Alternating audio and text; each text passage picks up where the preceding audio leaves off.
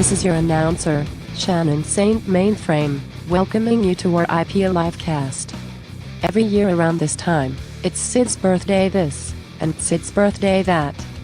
Yeah, happy birthday Sid and all, but what about your girl Shannon? Why does everyone always forget that my file was first created on July 19, 2001? Where's my birthday party? Where's my spin of the roll and roaster wheel? Nevertheless, our IP Livecast starts now.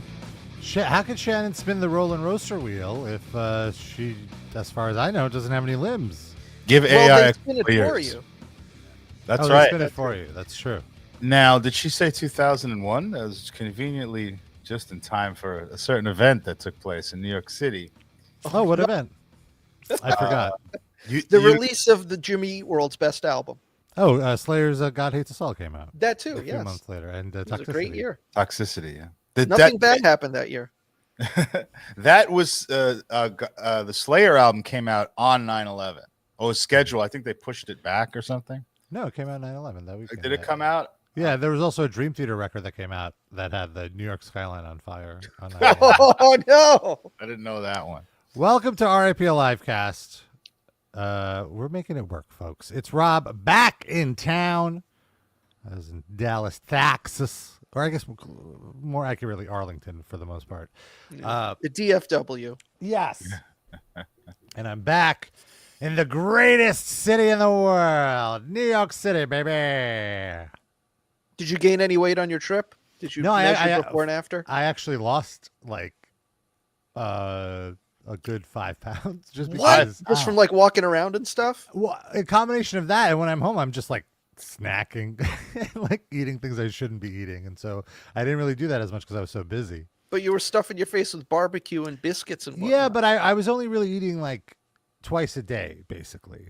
So it was I was at a caloric deficit, I would say, and I was definitely walking way more than normal. It was brutally hot in Texas. By the way, it's Rob here with Sid and Darren, as always on RIP Livecast. So yeah, I was in the DF Dubs, and it's interesting because the temperature was the same as it would be here in New York. It was like between 80 and 90, but the sun was so much hotter. Yeah. And more racist. No, I don't know. Probably. You know, Rob and I and my then wife and Rob's boyfriends went there. Went to Dallas. It almost sounded like you said Rob's boyfriends. I only have one boyfriend. Oh, well, now, sure, now. No. I've only ever had one. How many? Having sound malfunctions today. I can't won you. Yeah, we went to Dallas to see the G1, the New Japan show. How many G's?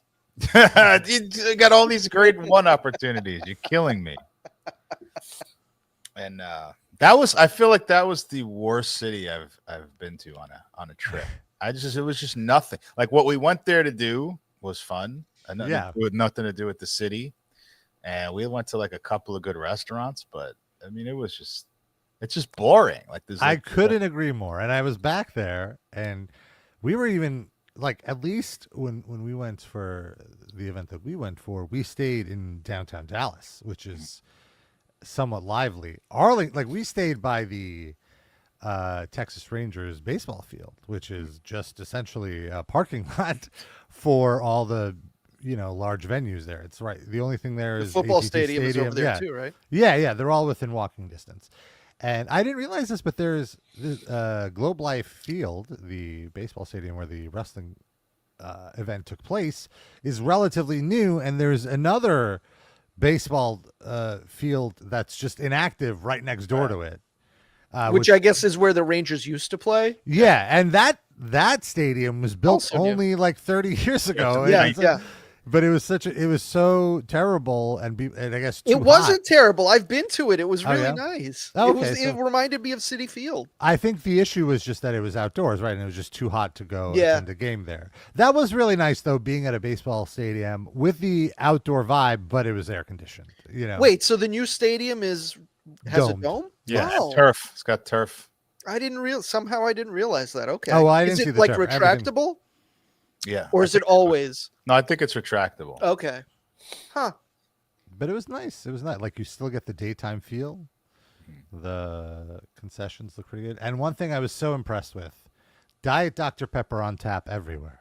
Is that a Texas thing? Like, why is that? Yeah, I believe Dr. Pepper was invented in Texas. Yeah, and some places, if you go to the real, they have Big Red. Red on tap. Yeah. What's Big Red? I don't know. I've heard this. Oh my God, Darren, this is my wife's favorite beverage. My wife. From growing up in Texas. So I've had so much Big Red. It's very good. It tastes almost like cotton candy if it was a soda. Oh, now that you said that, I think you might have mentioned this before. It's truly red soda. It's not cherry flavor. Yeah, it's not strawberry flavor. It's red. It's good. But it just tastes like 1.5 cans and you automatically have diabetes. That's what it's so sweet. I only had a taste from the tap because I'm like, I want to taste it from the tap, baby. But it was because I don't typically drink soda with sugar anymore. I typically go for the zero sugar. This is sugar with a little soda. Yeah. Now that we're talking about soda, I remember going to when we went to the event, the wrestling event in Dallas. That was why I think I told this on the air. The American Airlines Arena, to be specific. Yeah, they did where the hockey team plays, right? And the basketball and hockey teams play there. Yeah. They didn't have seltzer. Like they didn't understand the concept of seltzer. They didn't have seltzer, so there would be a lot of barbecue. I basically only ate barbecue. That's all there is to eat. I mean, that's not true, but and they would give you cups and you can go to the soda fountain to get your own soda. That's nice. They would not have the little tap on the Sprite to not get the sugar, just to get the carbonated, because nobody wants it. Like I said, they didn't just not have seltzer. They blankly stared at me when I requested. Well, they don't understand the phrase. I guess maybe now with hard seltzer, it's a little more.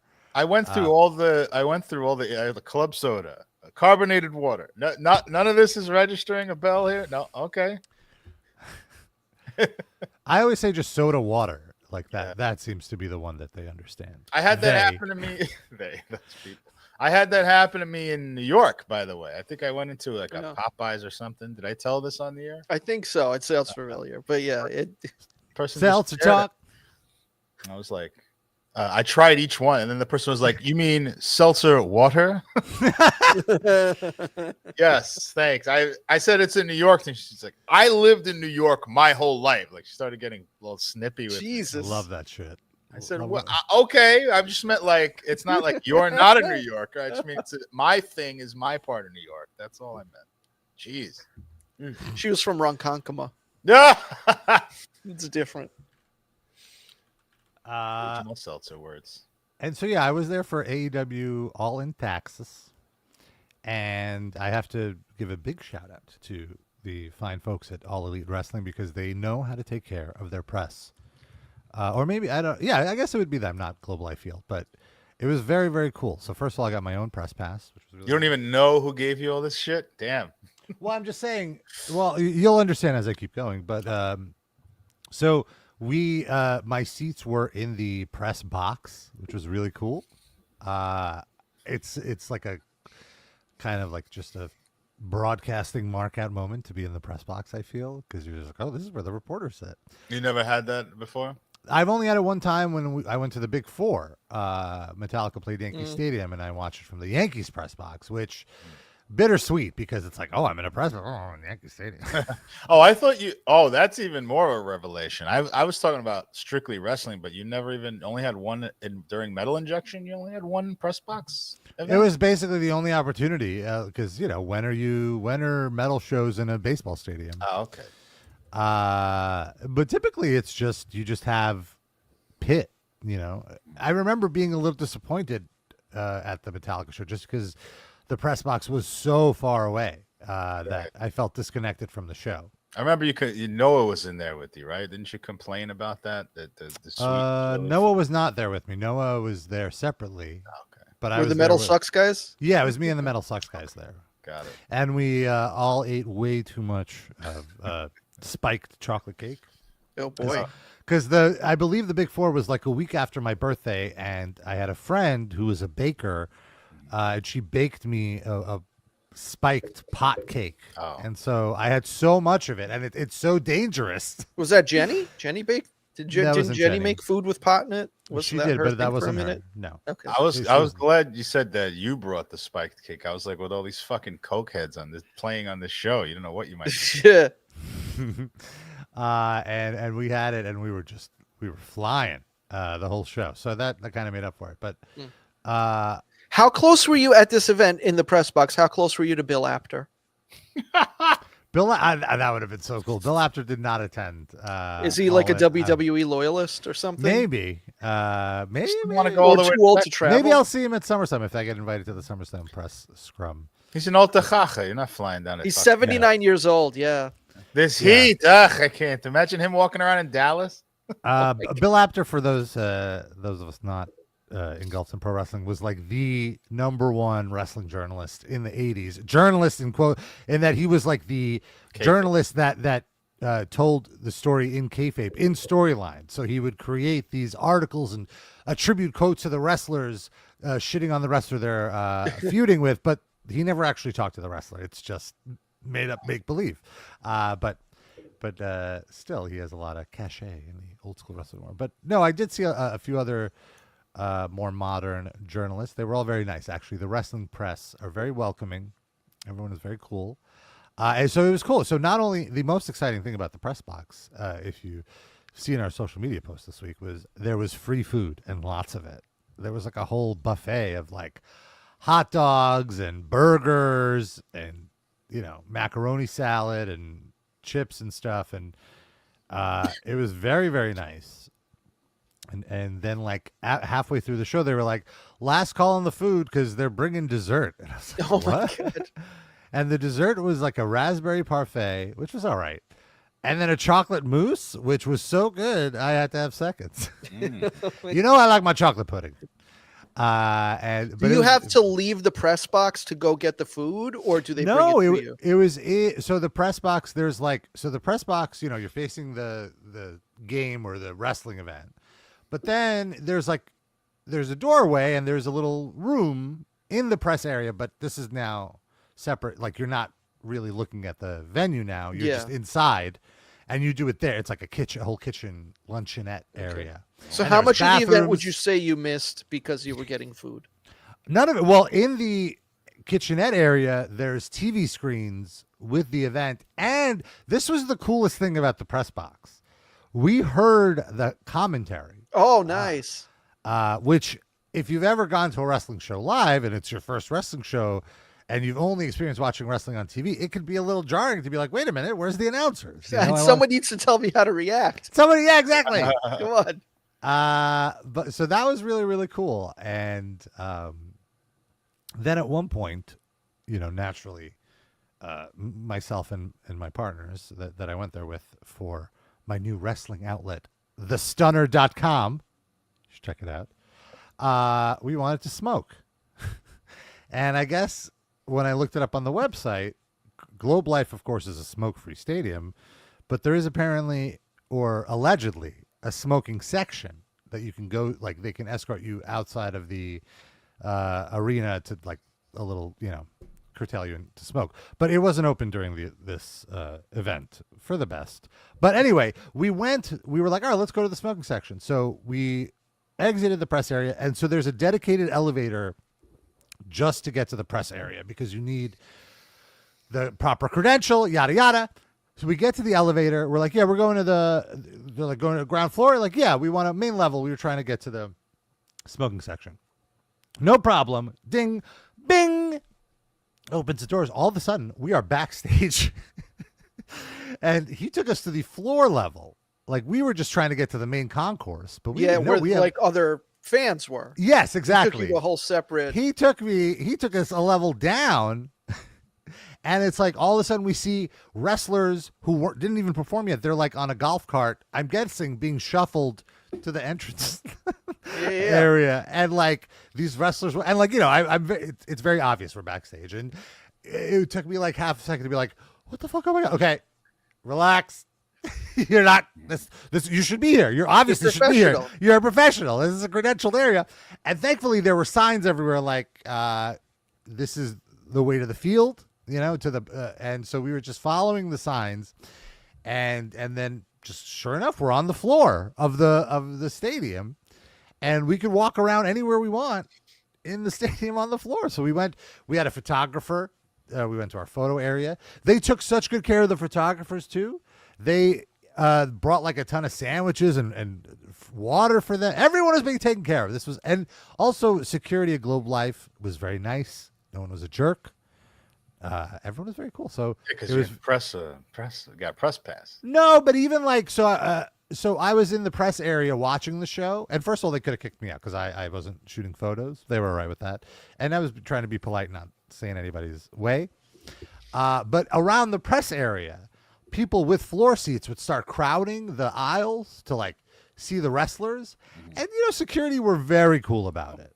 It was only once it got to a point where there was no way for someone to pass through that they'd be like, all right, everyone, you got to get back to your seat. And like again, it wasn't like, everyone back to your seats now. My wife hates me, so I got to have a power trip over here. None of that. So it was really, really cool. And watching the show from the floor was awesome. In Texas, definitely wives know their place. So there's less of that issue. That's a good point.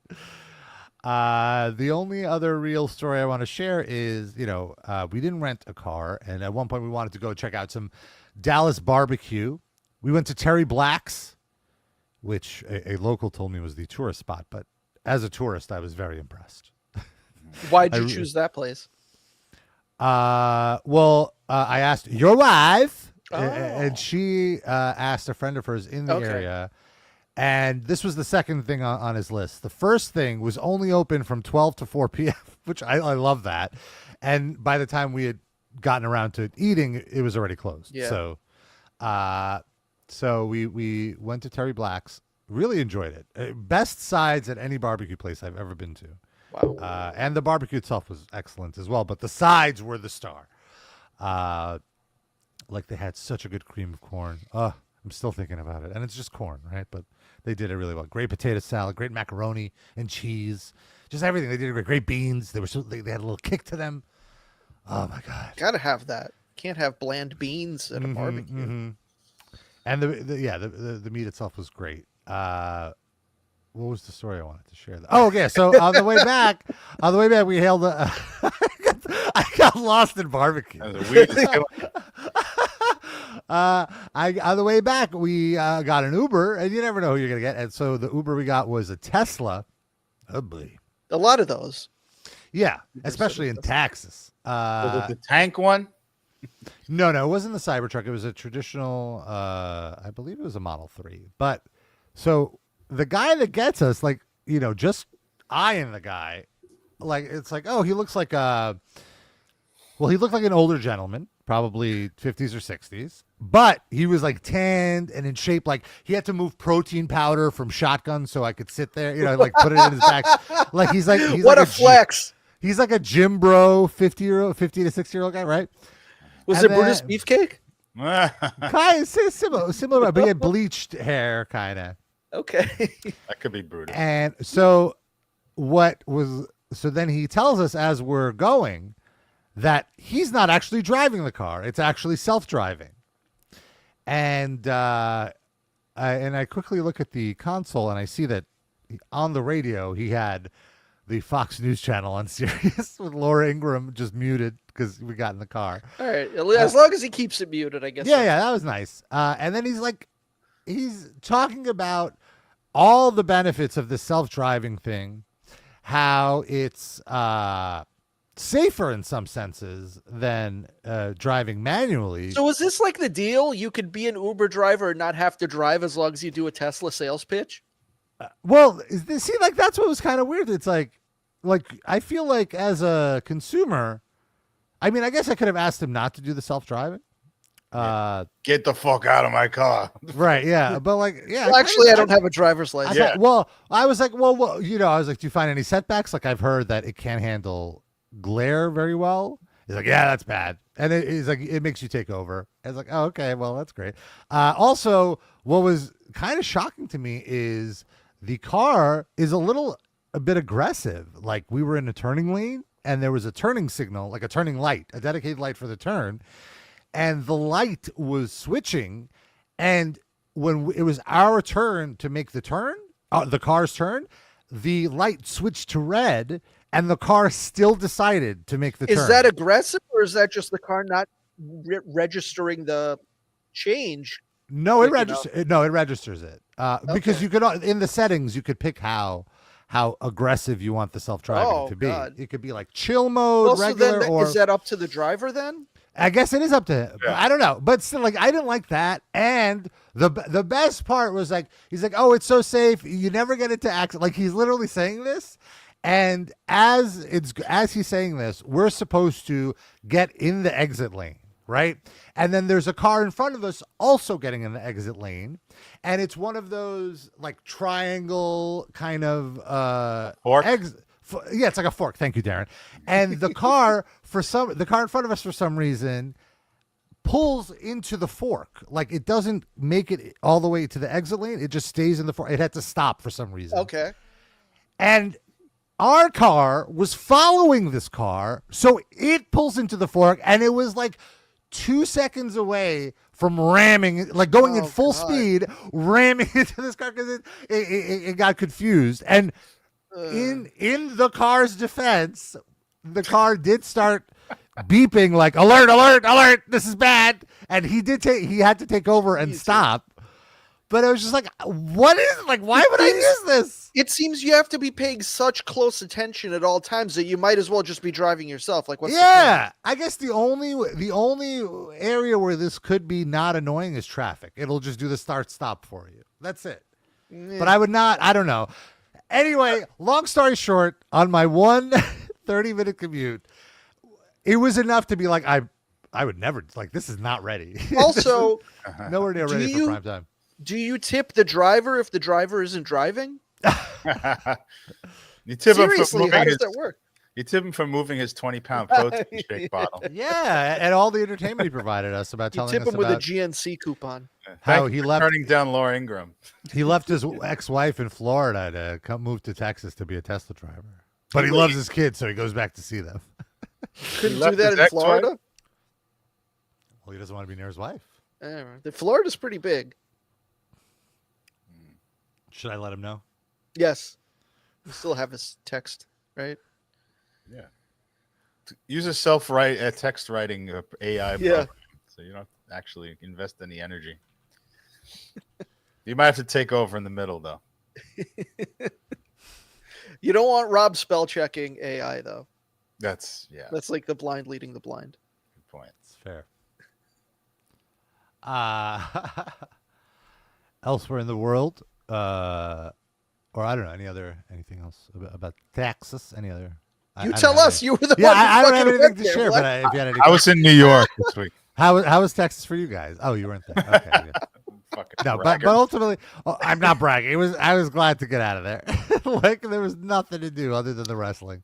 I will tell you how boring Dallas, Texas is. When we went there, we were by like the third day or something. We were like so like looking for things to do that we went to a Holocaust museum. Oh, are you serious? Yes. Why do they have one of those in Dallas? Well, we went to the place where JFK got shot. Okay. Which is one of the top landmarks in Dallas to show you how little there is to do. And it's a pretty big landmark. But there's nothing to it. Like it's just a lawn. Right. But I just mean in terms of infamy, that's like one of the most infamous landmarks in the country, if not the most. But there's nothing to do. You go there and like, okay, this is the spot, and we're done. Yeah, what's so crazy, sorry if I could just quickly interrupt, Aaron, is that I remember when we were driving by, because it was right by our hotel, it would be crowded. It was like the Statue of Liberty, you know? Like it's like this is just a lawn where someone got shot. Yeah, okay, that's fair. That's at least you can go up in the Statue of Liberty. Yeah. But there was a Holocaust museum like right on that same block. So we're like, oh, let's walk. We were so fucking bored. We're like, okay, let's walk around in there. And we watched some movie. Like they had a little theater where you watch like these old ladies complaining about fucking Hitler and stuff. It's just very. I don't know why I'm laughing about that. Were you the only ones there? No, there was like 5 other people there. Were they like, oh my God, you guys are Jewish? Do you want to work here? I don't think they thought my ex-wife was Jewish. Very well, woman. You? Yeah. Well, yeah, I guess. Just by default, you get offered a job because you're now one of the 3 Jewish people in Dallas. Yeah, it'd be funny if I said, no, I'm from New York. And like, oh, the Holy Land. You could be our new director. They start prostrating themselves in front of me. I've never met one of you before, a real Jew. We didn't think you really existed. Hold on, I'll light the yahrzeit candles. What's that, sir? You don't know. You don't know that. They just know bagels. They know like Einstein Brothers Bagel Store or whatever the fuck that chain is called. Oh, man. What a disappointing, like worse. It's like the Sbarro of bagels. Well, yeah. You listen, you be lucky in Texas. I feel like the Sbarro is those bagels sounds better than whatever their baseline bagel is. Probably. Sbarro is like passable junk, you know? That's I wouldn't even expect that for bagels. Einstein's is rough. I wouldn't recommend it. Yeah. It's the water. Just eat something else. Yeah. Just get a breakfast taco. You're fine. You don't need that. That's all you need to be having for breakfast in Texas. Preach. Oh, there was a place called the Biscuit Bar in Arlington, and I believe it's a chain. Amazing biscuits. Highly recommended. In our tweet, it said the Biscuit Spot. Oh, no, it's called the Biscuit Bar. Oh, God damn it, Rob. We promoted a place that doesn't exist. Well, they'll find it. It is the Biscuit Spot. It's just called the Biscuit Bar. Listeners who all wandered, they're on their 4th day of wandering Dallas. Yeah. Looking for They've been to the Holocaust Museum 8 times. It's got to be here somewhere. We'll just sit through this fucking Auschwitz movie one more time. Someone will tell us. Oh, my God. No, Rob. Well, other news, the new Superman movie is out from DC. Did either of you guys see it? I'm seeing it tomorrow after work. I haven't seen it. I have like a kind of soft rule at this point that I just wait for the superhero movies to come out on streaming. I don't need to really go see them in a theater. I can't remember the last superhero movie I saw in general. It might have been the Robert Pattinson Batman movie. I don't think I've seen one since. I've been passed out. I watched the most recent one, the New Avengers. What was it called? Infinity War? Endgame? No. The one that came out this year. The fake Thunderbolts. Right. And the reason I watched that was like, it's like, well, I kind of hate watching them, which is why I wait for them to come out on streaming. But I was somewhat curious about this one because I saw a lot of hype online of like, this is the best Marvel movie since Guardians of the Galaxy. And I'm just like, all right. It's like, I think that says more about the Marvel movies that have come out since Guardians of the Galaxy. Exactly. And really, like, my review of it was like, if this is the best they have, this is not for me. Like, I was just so zoned out. I could not get into it. But the DC ones are different than the Marvel ones because the DC ones are usually like so bad it's good. Like, The Flash was an incredible watch, but it was a terrible movie. But it was so fun. Like, the CG was awful. A lot of the acting was awful. But now they're trying to actually be good, right? Yes, yeah, that's what I hear. I'm actually hearing legit good reviews about it. And people I don't like in general really hate the movie, which is making it more endearing to me. Like, I almost like who? Like Ben people Shapiro. Oh, okay. I thought you meant like people in your personal life. No. No. Like online personalities. I mean, okay. Is it like too woke or something? Is that the criticism? No, it's anti-Israel. They're saying like very blatantly.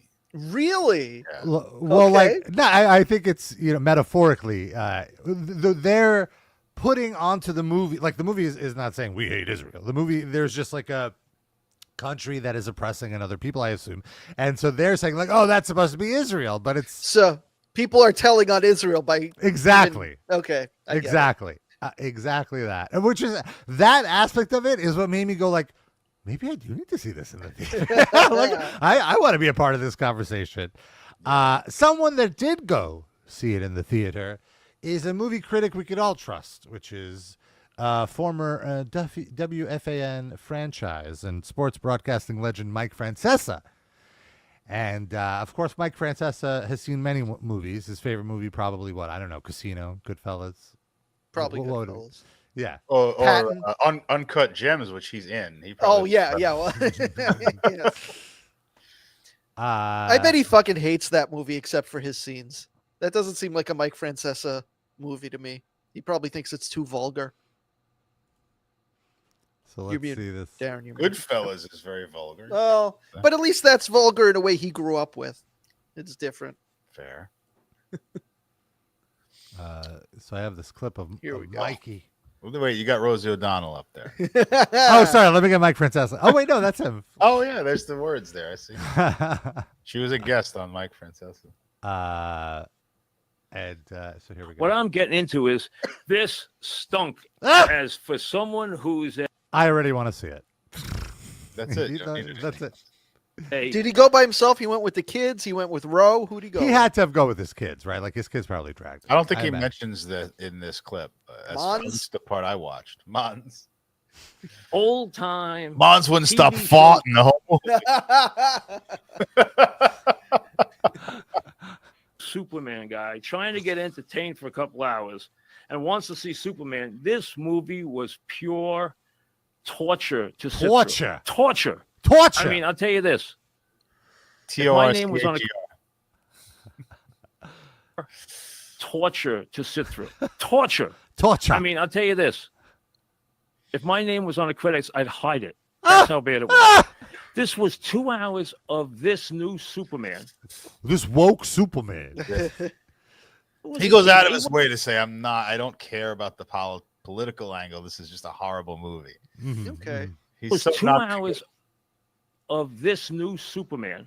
It was he wasn't Christopher Reeves, but he was okay Superman. It wasn't Christopher Reeves. That's for sure. Christopher Reeves. Yeah, no Superman was.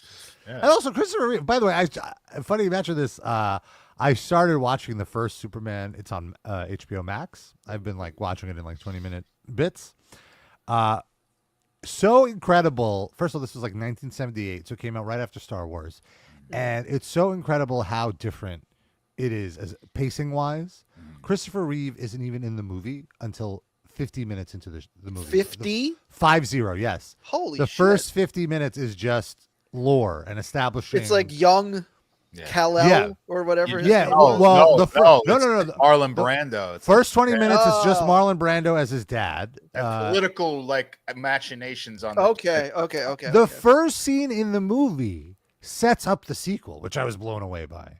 It's the villains in the second movie get kind of thrown off the planet, and then so the first 20 minutes is Marlon Brando. Then they send Superman to the country, and then it's just him as a teenager for a little bit. Okay, and then finally we get Christopher Reeve, and then it's a whole different movie. Mm-hmm. It's crazy. So how long altogether is the movie? It's 220, I think. Oh, is it that long? I didn't know. You might be less because the credits might be long, but still, I do want to say the effects were all practical. They built all these sets. The Fortress of Solitude. It looks so good.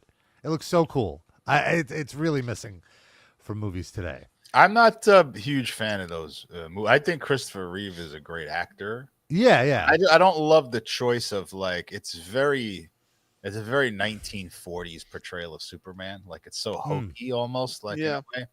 But I like the second one. The second one is the best one. For sure. I'm excited to watch it. Yeah, I remember it being my favorite as well. What I love about it though is there's just this Hollywood vibe. It just feels like a movie. It's a big, beautiful movie. Yeah. And it's this stuff isn't like that anymore. But wait till you get to the third one. That is just whatever the fuck they did with that. It's like a Richard Pryor comedy, basically. Richard Pryor is the star of the movie. I used to watch them all the time as a kid, and I haven't seen them since I was a kid. So I remember a lot of it, but I don't remember the whole thing. We should do watching this. We should do Superman 3 as a watch along. Ooh, it's that crazy. It has nothing to do with Superman. They just took acid and wrote a Superman movie. It's so bizarre. All right. Well, speaking of doing acid. Oh, one more thing about Superman 3. There's one scene in that movie that scarred me for life. As no, an 8-year-old or however fucking old I was when that came out. That I still watch it on YouTube, and it scares the shit out of me. Well, that's all I'll say. We'll talk about it another time.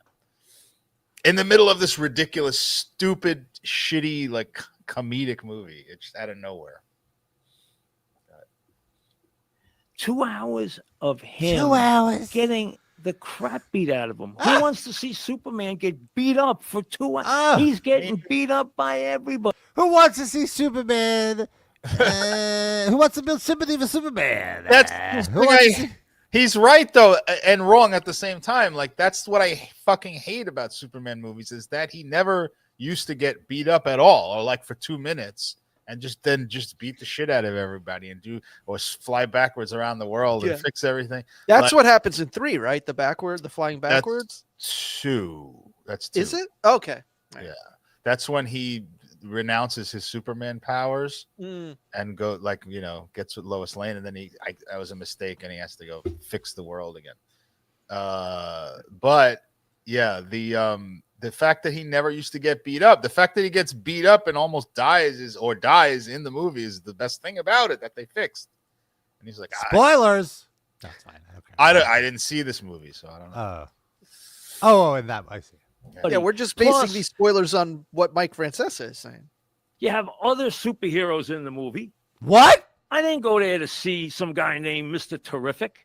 I didn't go there to see the Green Lantern or the Green Lantern. Mr. Terrific is a real DC guy. I don't know if he's in this movie. I haven't looked. I was avoiding spoilers. There's no way Mike Francesa knows who that is unless that guy was in the movie. Yeah, exactly. He's not just name dropping obscure DC heroes.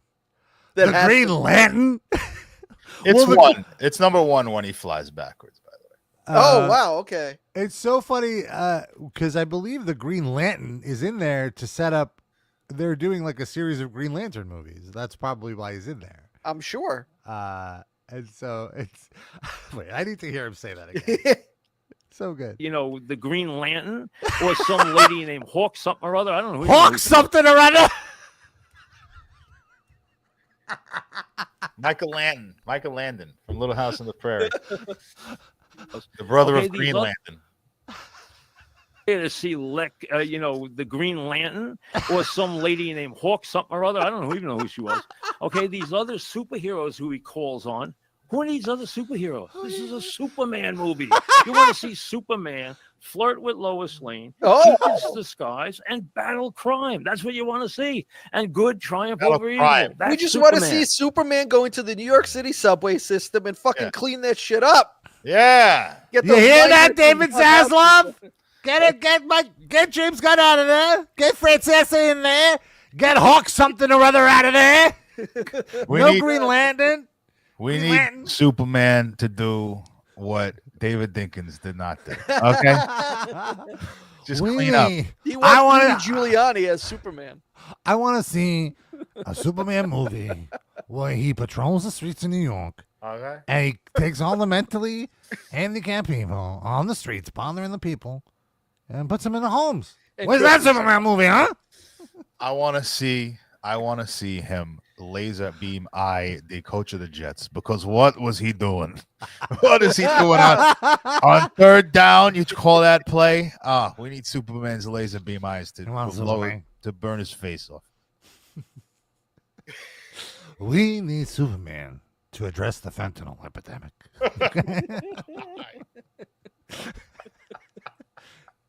A little tongue-in-cheek, a little cartoonish, a little campy. Okay, this was unmitigated garbage. First of all, early on, there's robots. I don't want robots. I don't want robots taking care of Superman. I don't. Then there's a super dog. Who came up with a super dog? That's from the 50s. I mean, there's a super dog. You got to take the super dog out for a super walk. We don't want super. We only want mad dogs, no super dogs. You got to take a super crap. No, he don't want Mad Dog either, by the way. Bring the super doggy bag to pick up the super crap, put it in the super trash. Yeah. Do you have to take it to a super vet? Does a super dog only last super 15 years like a regular dog? I mean, you're super sad about the super dog, super dead. Did he get the super dog super spade? Yeah. Super Bob Barker to remind you. We're only a minute into this. This might be the rest of the show. Oh my God. Dog. Who came up with a super dog? This is directly comics, the dog. Yeah, that's what. Like, it's. Well, he explained. He says, "I've never seen a Superman with a dog before, so he's never read the comics. He's only watched Superman movies and cartoons or whatever. We knew he didn't like Stan Lee, so. Well, young Mike Francesa wasn't like leafing through comics. He was leafing through like racing forums. Yeah, or like those sports card indexes to see how much his cards are worth. He's hanging out at the OTB. Yeah, exactly. Exactly.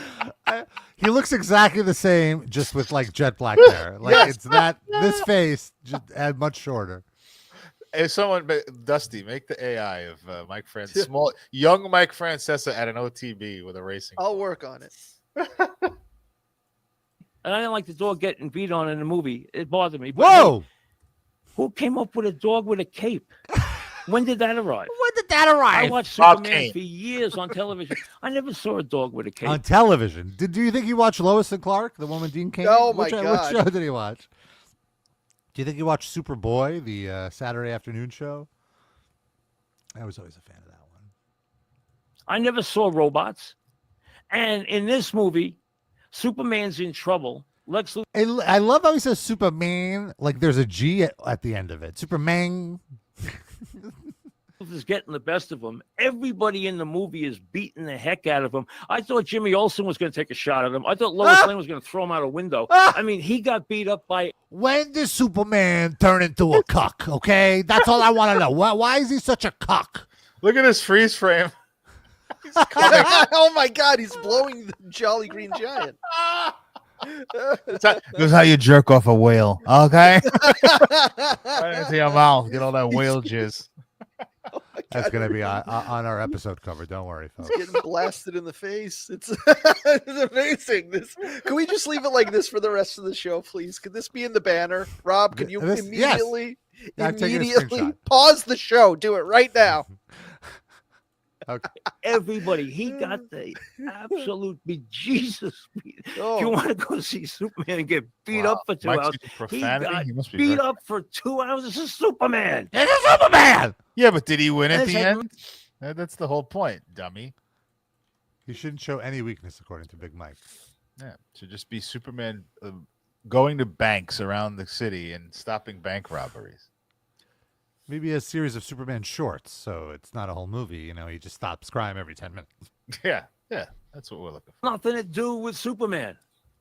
It had to do with superheroes. It had to do with a war in the Middle East. It had to do with a crazy Lex Luthor. And in the end, Lois Lane is trying to save him by going into the inner earth and a different layer of being with Mr. Terrific, whoever the hell he is.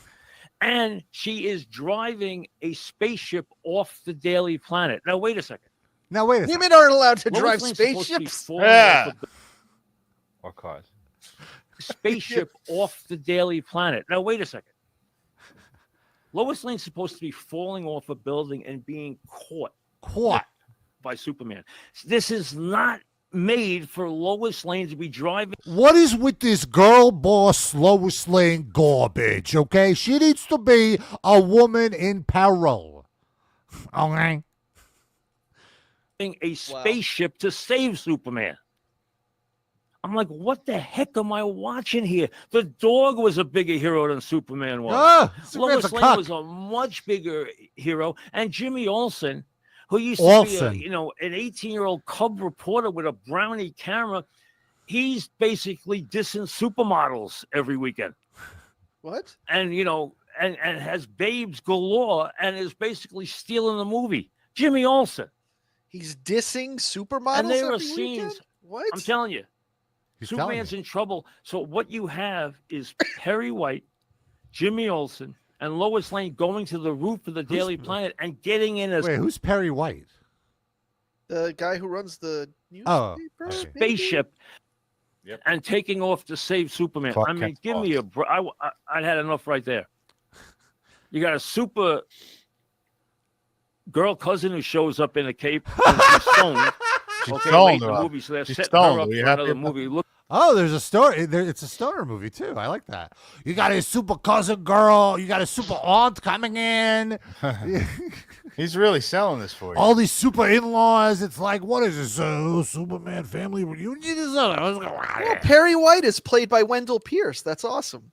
They had a 20-minute segment where Superman sat on the bed eating sunflower seeds. Can you believe Superman eating sunflower seeds? And then he goes swimming in Brighton Beach with the jellyfish.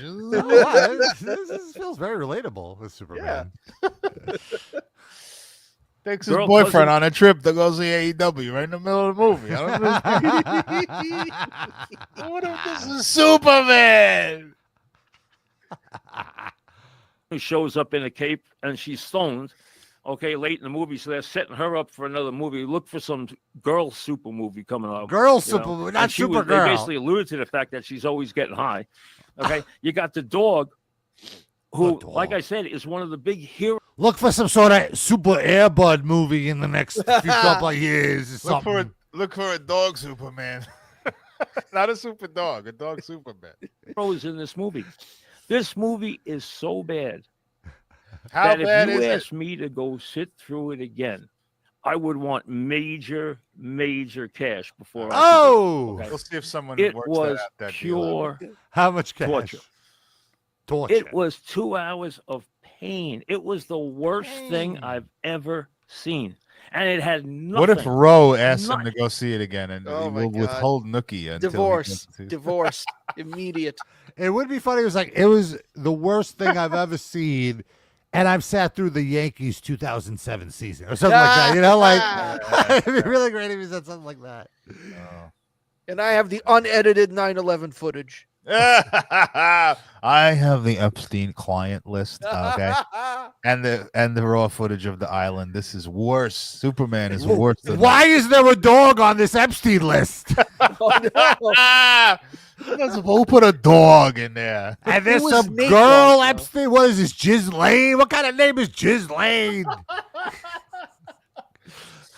That dog did not kill himself. I know the truth. He said he was chasing his tail and he ran into a car. Show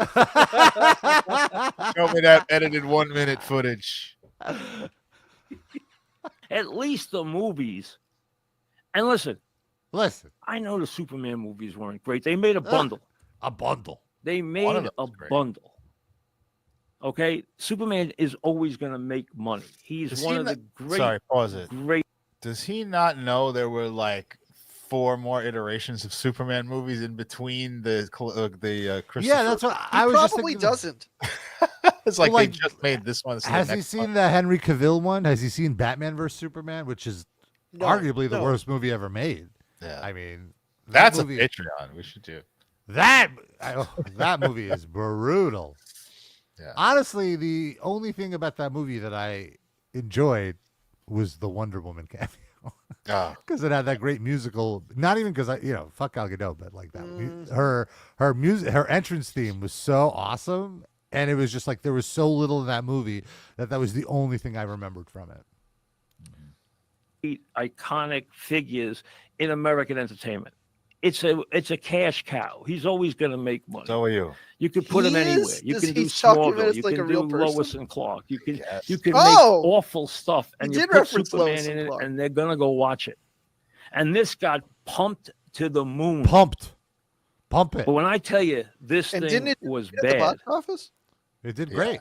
Yeah. It already made its in the first week. It made basically its entire budget back. Wow. I think it was like a $250 million budget, and then it made like $220 million. So it's all right. It's doing well. Yeah, Michael derail it. Yeah, this is. It's only going to make $240 million now that Mike. Yeah. I'm telling you. Overseas markets for this dumper movie.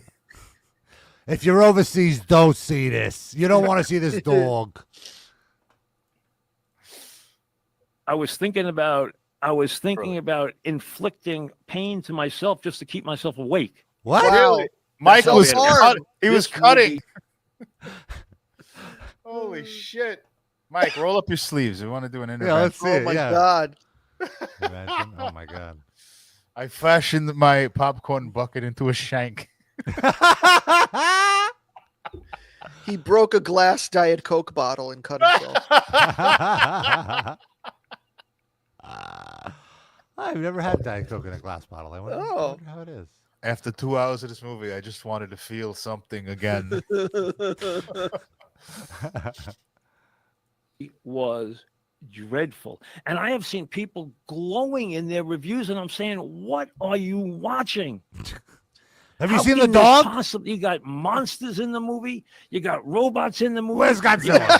Other superheroes in the movie. You got a damn dog with a cape on. You got what are you talking about? You got Lois Lane driving a spaceship. What the hell's that to do with Superman? Just at one little sidebar on this whole video, it infuriates me how strong his hairline is.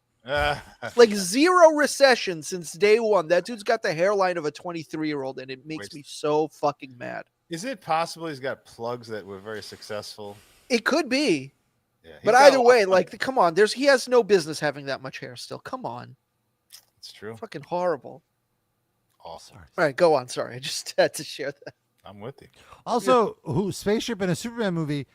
Doesn't Superman arrive on Earth in a spaceship? Like, what are you talking about, you idiot? Yeah, like alien. Spaceships were. The fact that Lois is. Oh, just Lois Lane should. Yeah.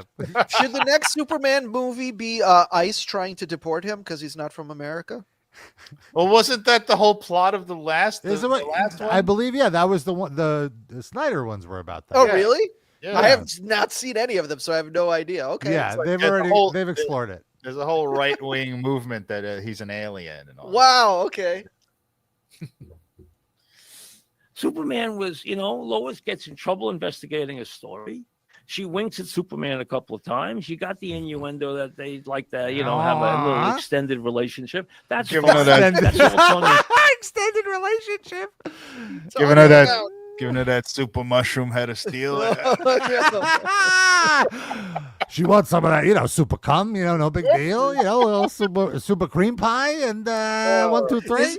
Isn't it, which Kevin Smith movie is it where they have a whole discussion about like if Superman would kill Lois by ejaculating in her, like the cum would blast right through her? Is that Clerks? Yeah, I think so. Yeah, that seems like a Randall conversation. Cheek was tongue in cheek in the movies back in the 70s. Okay, whose tongue was in whose cheek here? Little campy, little cartoonish. This was a disaster. I love what he was just. This was like his high pitched whisper. This was. The Trump does that too. Yeah. That was. I think his problem is that it's not campy enough. Is essentially what it like. He's dancing around it, but that's his main complaint. Everything is too serious. There's too high stakes. It's becoming like Marvel, all that stuff. This Green Lantern is in it and all that. Green Lantern. They're ruining his childhood, Darren. It's too real. He wants to escape from this shitty world, not see Superman brought into our shitty world that he hates. 70s. Fine. Okay. A little campy, a little cartoonish. There you go. This was a disaster. Before you get into all the Middle East innuendos, all right, you got people claiming it's anti-Semitic. I mean, hey. Oh, God.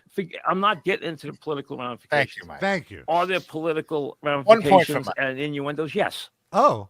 Forget that.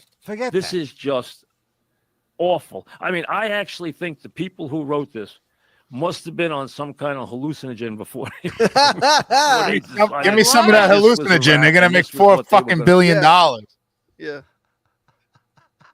You wish you had that hallucinogen with your stupid podcast that 80 people listen to. I'll tell you one thing. Superman's the only guy that could break through those fucking white fronts in his mouth. Oh, my God. That's a fortress of solitude in the fortress of solitude in that mouth. He's got a fucking hologram of Marlon Brando playing on those.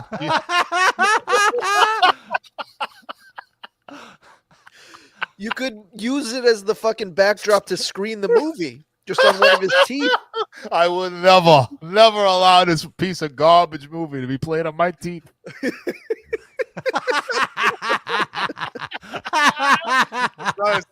not campy enough for my teeth as a projection unit. To go with. The creative consultants and the writers in this thing must have all been absolutely rocked before they made this thing. Rocked. That's how bad it was. They were at a Steve Miller show. Have a good time, bro. They're a bunch of midnight tokers that wrote this movie. And they had to put a midnight toker in the movie. It's Supergirl. Listen, who loves all this stuff? who goes to every Marvel movie there is, goes to every superhero, goes to every Fast fan, I think. And Furious, goes to every one of these awful movies that I can't stand. I've been going to movies with him since he was 2 years old. Oh, his I kid. used to go with Jack and Emily and Harrison. What I used to do was take them all to the movies to give their mother a break. Okay, I would sit. I'd get them whatever they wanted, their popcorn or whatever they wanted. They would sit inside me. I'd sit on the aisle seat, put my feet up. There'd be hardly anybody in the theater, and I'd go to sleep for 2 hours while they watched the movie, whatever it was. Whatever. Real engaged dad. You know, superhero or. I gave my wife a break by also giving myself a break. I took a nap. I let them project their PlayStation 5 and Nintendo Switch onto my front teeth so that they could play on a large screen. Now what I'm envisioning, you know that scene in Wet Hot American Summer where they go into town and it's just them doing like heroin for 2 hours? Yes. I'm imagining like they show up at the movie theater, Mike falls asleep and his kids just run out and score like weed and coke. And then they get back just in time for when dad wakes up and pretend that they're not completely fucked up. Yeah, they don't even like superhero movies. This is they've never fucking get baked. Doing sex work. Oh no. All sorts of stuff. Are we done with the clip, Rob? Comic book hero or whatever it was. Oh wait. Oh, there's more. Sorry, I didn't realize that. Who cares? You know, or any one of those wacky movies we saw through the years. The bottom line is this is terrible, and I cannot understand any. He just said he slept through all those other movies, so how the fuck does he know? That's a good point. He literally just said he would sleep for 2 hours. This might be the best one. Because it's the one he was awake for. Buddy, thinking this was a good movie. In any way, it was awful. I'm not even going to debate with someone who liked this, but I admit I'm not a sci-fi guy. Okay? And the movies that some people will reference in terms of comparing it to, I probably haven't seen because I don't go to the movies if it's a sci-fi movie. But this was a bad sci-fi movie and an insult to the Superman tradition, to the Superman legend. As someone who used to watch him on Channel 11 on Saturday morning, this was an affront to my senses. Fucking 55-year-old George Reeves in a fucking pajama top and his fucking muffin top hanging out. Seriously, that's what he wants. He wants Richard Karn today as Superman. Just fixing things.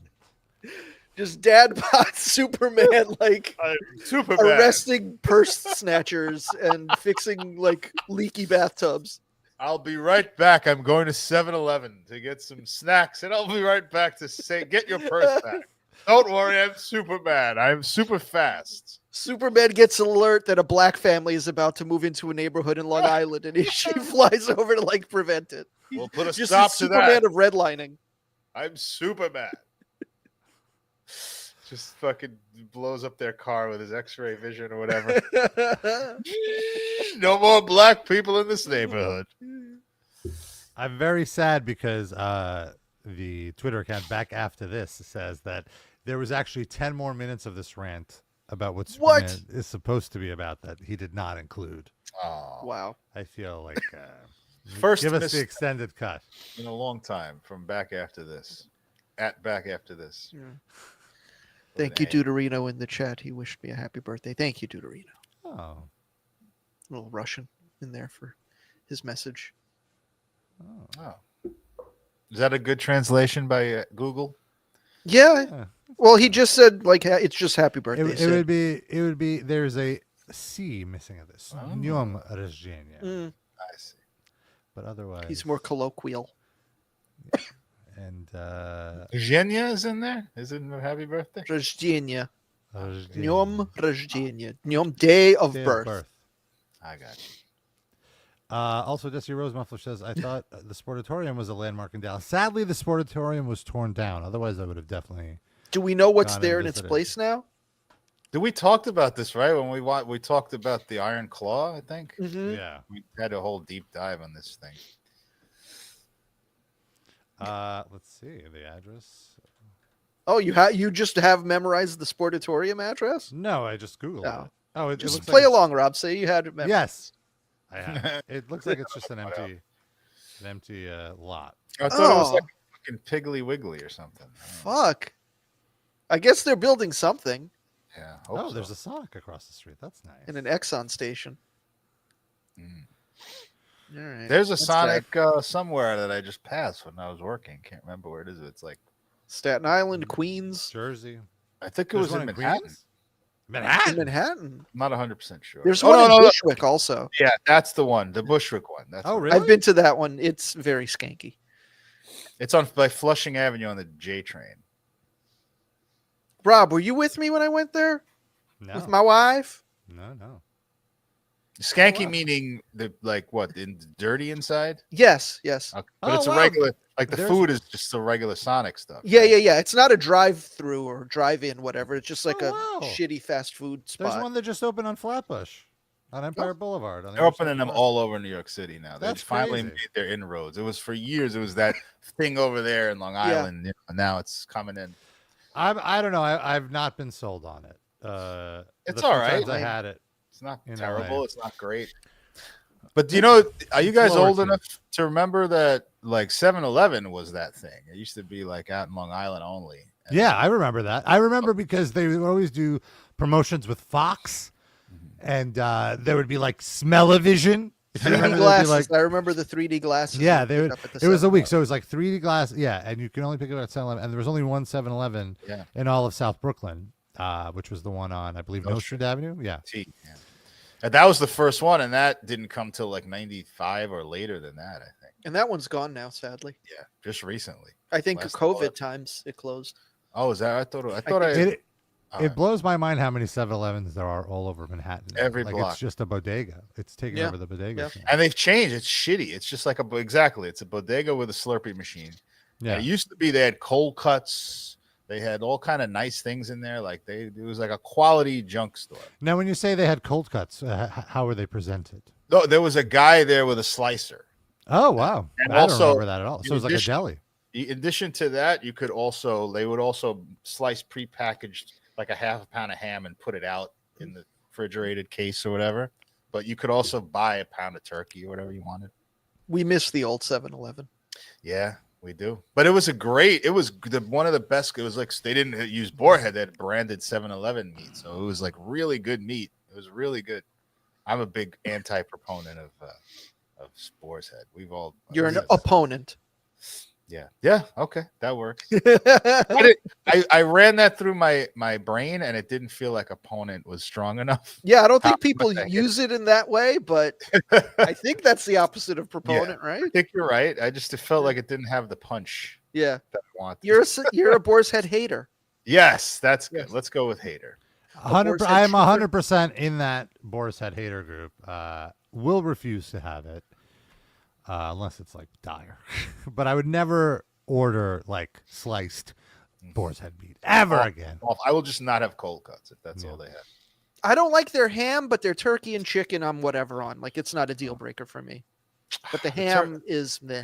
The turkey's so dry. It's like a cardboard. You get that Sausalito turkey. It's got a little flavor to it. And then cover it in mayo or mustard or whatever. I just, I do put the mayo, whatever on it, but I want it to be an accent. I want it to, but you have to hide the boar's head. Yeah, that's fair. I got Stop and Shop turkey. The supermarket turkey is fucking phenomenal. It's excellent. Cannot recommend it enough. This has been Cold Cut Talk, folks. Yeah, we do that sometimes. I like cold cuts. I agree. I've been very spoiled by this mom and pop Polish store that I have by me. I just get all my cold cuts there. They have really good European brands. It's nice. Tariffs aren't fucking you up? I got to tell you, man. I don't know if it's tariffs or what, but my bagel store has gotten so much more expensive in the last few weeks. Everything or certain items specifically? Just feels like across the board. A bagel is now $2. Just for a bagel, nothing on it. A bagel with cream cheese is $5. A bagel with sausage, egg, and cheese is $9.50. That's crazy to me. I don't know. It used to be $5. What's going on? $5-6. That's what it should be. But they got bills to pay, I guess. I guess it's also the egg thing, right? I think eggs Is that still up. a thing? I don't hear people complaining about that as much anymore. I mean, the prices haven't gone down. Yeah, they're still very expensive. But anywho, we're talking about Middle East politics. Feels like David D. Rainman. Oh boy, we missed this whole story arc of David D. Rainman, and of course, I guess we haven't done a show since that Black Sabbath. Back to the beginning, like their final show. Our last show was the day of that, so we haven't talked about it since. Mm. And the big controversy was that when David D. Rainman came out, that he got booed by a certain portion of the audience. Now, there's some debate over whether or not he actually was booed, because on the live stream, you did not hear it. But the live stream didn't really mic the audience too much.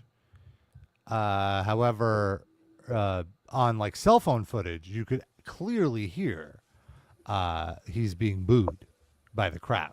Good. Now, is it because of his activism for Israel? Is it because people hate Disturbed? Where was he when this happened? Sorry, Birmingham. But I mean, they're at a Disturbed show, so I don't think they. Oh, this was the Black Sabbath final concert. Oh, right. Okay. Oh, yeah. Then definitely, they could definitely be booing him because Disturbed sucks. Unfortunately, much as I would love it to be about Israel, it could definitely just be that his band is shitty and horrible, and they don't want to see him on this show, right? I'm saying that you could very much argue that. And then I'm trying to find the quote here. I'm sorry, I missed the beginning of this segment. So there was this big hoopla about him getting booed. So he addressed the controversy and said, part of the live stream of my performance at Back to the Beginning, celebrating the legacy of Ozzy Osbourne and Black Sabbath. As you can see, I wasn't booed off stage, as so many people in the press and certainly hashtag Free Palestine crowd would have you to believe. Oh God. He acknowledges, yes, there were a few boos when I walked out. Yeah, he was booed on stage, not off stage. Yes. But I came new ground to pay homage to my teachers, my idols, the mighty Black Sabbath.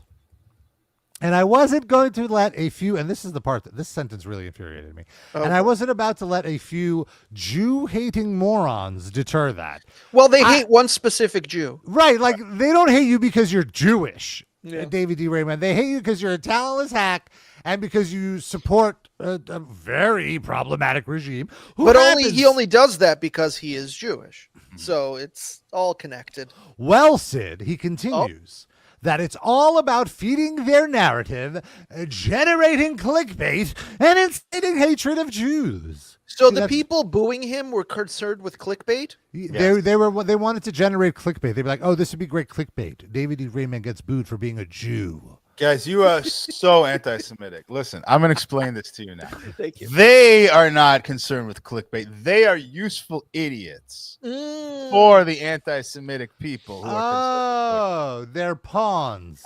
Come on. How do I have to explain this to my fellow Jews? Well, it gets worse because he says there's even a clip, there's even a track being passed around that added enhanced booing to the performance just to add fuel to the fire. This part I don't believe, this conspiracy. No Disturbed performance ever needed enhanced booing. Yes. The live stream shows the truth, he says. Both songs went over great. You wouldn't know that from some of the media, however, who are only too eager to roast marshmallows next to this dumpster fire of a bullshit story. Are they kosher marshmallows? And are those marshmallows as roasted as the Chicago Bulls banners from your fucking concert at their arena where you burn their fucking banners, you piece of shit? And then he closes with a kind of leaning into his previous persona, because there's some caps lock in here, which you will hear in my performance. Still here, still coming back to the UK in the fall to what is shaping up to be a very successful run, if ticket sales are any indication, and I am still unapologetically a fiercely pro-Israel Jew.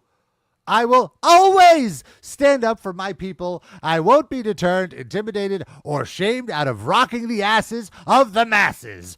Put that in your pipes and smoke it. Oh, wah! No, that last part I had it. Damn it, got me all excited that he actually wrote that. He scaled back the caps. It used to be everything he wrote was all in caps. Now it's like punctuated. Well, because he got roasted so much that it, like, it would deter from the message. Like anytime he would put out like some serious message, it's like, why are you yelling at me? Stupid fans. So that wasn't even like he just couldn't shut up after that. Like he could have just said that, and it's like it's fine. You know, like okay, great. You know, okay, fine. You're such a baby. You're so chronically online. You have to address what you assume is this fake rumor that you were booed. But it's over. So it's over. Later in the week, Tom Morello, who was actually the musical director of the Sabbath Big Jam, which I have so many questions about this too, because since Tom Morello was the musical director and he was the one inviting people to do this jam, I am so certain that he did not personally invite David D. Rainman. I am like 99.9% sure that it was Sharon who invited David D. Rainman because David D. Rainman was sticking up for Sharon, defending her ridiculous statements about Kneecap, how they should be barred from Glastonbury or whatever. And I think they bonded over that. And then she's like, hey, you should come sing Sweet Leaf or whatever, you know? And she was like, hey, Tom Morello, put him in the jam. Because you'll notice when David D. Rainman was up on stage, it was one of the few times Tom Morello was not on stage. He did not jam with David D. Rainman. And he hasn't addressed this, but he was interviewed recently and essentially saying that Rage Against the Machine is probably not going to happen. The world has evolved past Rage Against the Machine, and now he would say there's all these artists that are the modern Rage Against the Machine, and the band at the top of the list for him was Kneecap, the Irish rap group that we've discussed on the show before, obviously, and the one that Sharon Osbourne and David D. Rainman have big problems with. And I guess when Morello was asked about Kneecap's recent controversies, Morello didn't hesitate to defend the group and redirect the conversation. And he said, what they're doing in their art is what people should probably stand to do more in their lives. Speak truth to power. And Kneecap are not terrorists. What is terroristic is, 20,000 dead Palestinian children. It's closer to like over 40,000 now. Right. Well, maybe when he said it. Right. This was like 2 weeks ago. But yeah, you're right. That's fair. It's just the bodies they found also. That's the story. Not some Irish rappers who don't like that that's happening. That should not be the story. Pretty simple, right? And God forbid, David Draiman obviously can't keep his mouth shut. Wait, David who? David D. Rainman. My apologies. Okay. Get it right. Come on. At least we don't have to agree with him, but let's get his name right. So he responded to the comments from Morella. I guess he quote tweeted them. Joey Morella? Oh my God. From Tom Morella. And he says, shameful. Yeah. This is David D. Rainman. Shameful. Truly. Wish I could say I was shocked. Guess my family doesn't come. Doesn't come. Oh, I'm sorry. Excuse me? I wish. Let me take that again. Guess my family doesn't count when it comes to my friends, in quotes, virtue signaling for those who support terror and incite Jew hatred. Right. And then people lines over and over. Like it's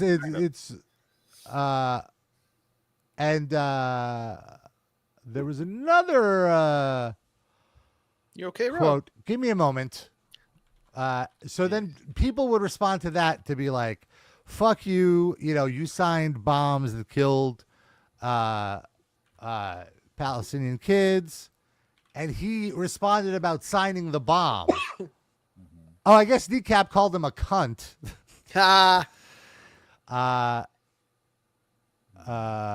Good. For signing bombs. And then, wait, let me read their quote. He was a cunt long before that, but other than that, I agree. Kneecap responded, Right. Smiling and signing bombs dropped to murder kids and other people's families just makes you a straight up cunt, is how they responded. And they showed the photo of him signing the bombs that we've discussed on the show. And then he had a dumb response. Give me one moment. I thought that was in this article, but I guess Did not. Bob Villain weigh in on this? I guess not. Here we go. Okay. Kneecap should do a cover of Sound of Silence. The Disturbed frontman retorted, "Here's the thing." He's not retorted. Don't. That's not, come on. Don't slur the man. I know this is not. I'm not Mike Francesa saying it. He offered a retort. Oh, I got you. Okay. He goes, "Here's the thing, and I'll speak to you in small words so you understand." Okay. The shell was meant for Hamas. Okay. How'd that work out? You know, the organization that has sworn to murder all Jews, not just Israelis, time and time again, including my family. Did he have air tags on it to make sure it hit the correct target? Yeah, can we get an update where the bomb landed? Yeah. You shoot at Jews, expect Jews to shoot back. All innocent lives lost in this conflict. Again, like he constantly says stuff that I'm like, you are such a piece of shit. This sentence included. All innocent lives lost in this conflict are due to Hamas using their own people as cannon fodder so that they can gain sympathy of those who are only too eager to jump on the Jew-hating train. If the hostages were released and Hamas surrendered, the bloodshed would end. So there you go. Any babies killed are Hamas's fault. Didn't Iran bomb military installations in Israel that were like right next to a hospital, and like the hospital got blown up because of where they hid their shit behind a hospital? It's because the bombs were under the hospital. So there were Darren, I'm sorry. There were Hamas people under the hospital, so the hospital had to be bombed. There was no way else to defeat Hamas. I was talking about Iran bombing Israel. Yeah, when they did it back, then the Israel started and David D. Rainman started. Oh yeah, crying. who would bomb a hospital? Yeah, how dare you? They did the same shit. In fact, I shouldn't say that. There's evidence that Israel hid their shit next to a hospital. Yeah. There's no evidence of Hamas being. Every accusation by them is a confession. Right. One last sentence he has, but neither you nor Hamas really want that, because without dead, martyred Palestinians, see, they don't want dead children not to be dead, he's saying. Because without dead, martyred Palestinians to fuel your zeitgeist, which, by the way, he's acknowledging that the Palestinians are being martyred? Yeah. Like what? And also, that's not what the word zeitgeist means, but that's like a minor to issue. fuel your zeitgeist. Both you and them lose power. What power does Kneecap have? They fucking lost their visas. Enjoy your 5 minutes, gentlemen. It could have been done with your art, but instead you choose to do it with hatred. Bye now. They don't get even 15 minutes. They get 5? What the fuck? Well, the Jews control the entertainment industry, so they deduct 10 minutes. Also, yeah, well, David Drainman got way more than his share, so he's just like Israel occupying their extra 10 minutes. At this point, I have to imagine that Disturbed is APAC funded, because how else are they in the zeitgeist? Right. You used it correctly, by the way. Good for you. Yes, thank you. Fuck the Drainman. Fuck the Drainman. No good liar. Jesus. So worse than the Tito Santana. Oh no, Tito. On that note, let's talk about our Spotify playlists. Sure. And each week we each pick a song, we throw it on the playlist, and we rock it out. You can find it the RIPL Livecast Music Break. Give it a search. 864 songs, 57 minutes. 57 hours and 55 minutes, I should say. And my pick today is the great Shaka Khan with her classic song, Ain't Nobody. The reason is that Ain't Nobody used to be the entrance theme for one of the wrestlers that performed at AEW All In, Swerve Strickland. And in a very cool moment, he had JoJo, the widow of Bray Wyatt, come out and sing Shaka Khan's Ain't Nobody to start his entrance. He no longer uses that entrance, but it was like a nice little throwback. And ever since then, the song has been stuck in my head. It's a classic. And so I wanted to be stuck in your head. So that was my pick. Sid, what did you pick? I picked a song by the band Taking Back Sunday. They are a very popular emo, I guess, band from Long Island. They are also arguably the biggest band to ever play the Temple right before they became huge. And this song has the lyric, older and wiser, still filled with resentment, which what better lyric for my birthday than that? It's called I Am Fred Astaire, and it is a very, very good song. It's probably my favorite song by them. Darren, what is your pick? You're muted. I'm muted. I wanted to play a Wasp. Wasp has so many very good covers. They cover Painted Black. They cover of a couple of Who songs. The Real Me by the Who. And what else? But the one that I originally wanted to play was Somebody to Love, because we were just talking about that song recently on the show. But it's not available on Spotify, apparently. So it's available, but not playable. It might be like a region thing. Like maybe you can play it in Europe, but not in the States for some reason. We need our fans to have consistency across. We're America first here. Well, actually, we get it's playable. All it has to be is playable in our region. That's all. We care. So I played Mississippi Queen. Great Leslie West Mountain, covered by Wasp, who are great at covers. Wasp is one of the best bands of all time at covers, I believe. Nice. A metal band. And we also have a sorry. Go ahead. We also did Tie Your Mother Down by Queen. That's the one. Oh, nice. That's a fun song. It's a very fun song. Okay, sorry. Go ahead. We also have a submission from Dusty Rhodes Muffler. I can't remember. Is this his first ever playlist submission? Either way, he picked the song MTBTTF from the new Clips album. And he says, been enjoying the new Clips album, their first new album in 16 years. It's been a while since the new album got me this excited. The acronym stands for Mike Tyson Blow to the Face, a reference to cocaine. So there you go. Which I think everything about the Clips is a reference to cocaine, right? Isn't that sort of the Pusha thing? T is, you know, the name. There is a. I like some of the. I mean, they have a crazy flow, but I'm a little disappointed by the beats on the new album. It's taking a bit to grow on me. Apparently, Pharrell is involved. I believe he's not. Blame him. Is he not? I think he's not involved. I think isn't it the opposite? Like he's not. Dusty was telling me that he was involved. Oh, he was? Okay. Yes. Because I don't really hear his signature style on it. Apparently, he sings on some of the tracks. There's one line: "The only Audi here is driven by my au pair," and I just love that he drops an au pair reference in one of his songs. All right. That's right. My nannies drive Audis, but Audis are expensive, but not expensive enough for Clips or for Pusha T. Not too expensive. There was a guy who just loved the Clips at my job. I was working an overnight shift, like early 2000s, and we would each, just to entertain ourselves, put in a song on the PA in the store when the store was closed, and I would play my old different. He played the Clips about 47,000 times. I practically memorized that whole one grind and we grind and that one. Yeah, dun, dun, dun. That's a great beat.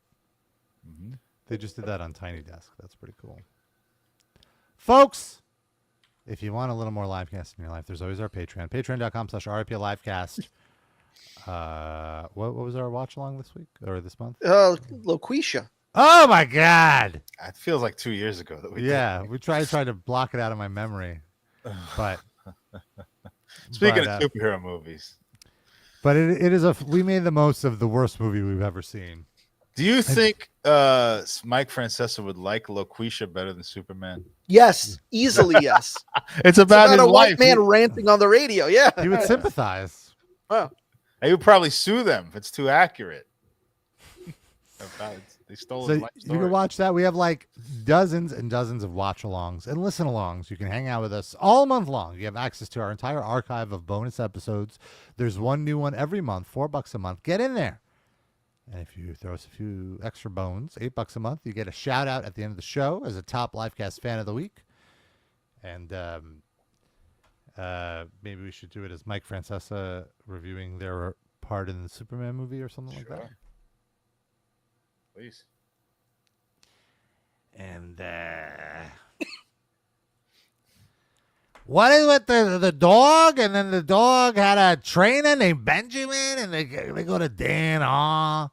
And then Dan Haw is beating up Superman. They even let Susans beat up Superman. Like, Superman should be beating up Lando Danks and LaCroix.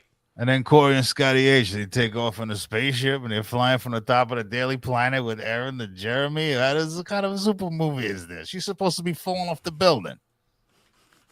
Yeah, like Superman's all about Jimmy Olsen, not these Aaron and Jeremy. Why is Aaron and Jeremy working at the Daily Planet? Mr. Schmertzler and Douglas Levison, they were never Jews in a Superman movie. Okay? No. They were never Jews in a Superman movie. Get them out of here. And then Lex Luthor slinkies off the Janda. I don't remember this Janda villain. Like Randy Blad? You really got a character named Randy Blad in a Superman movie? Imagine if Superman flew in and saved that guy that Randy pushed off the stage. Oh, okay. That's enough. You had to ruin a great show. Happy birthday to me. All right, folks. That's our show. Let's be real. We'll be back next week. Until then, we love you. We kiss you. Bye-bye.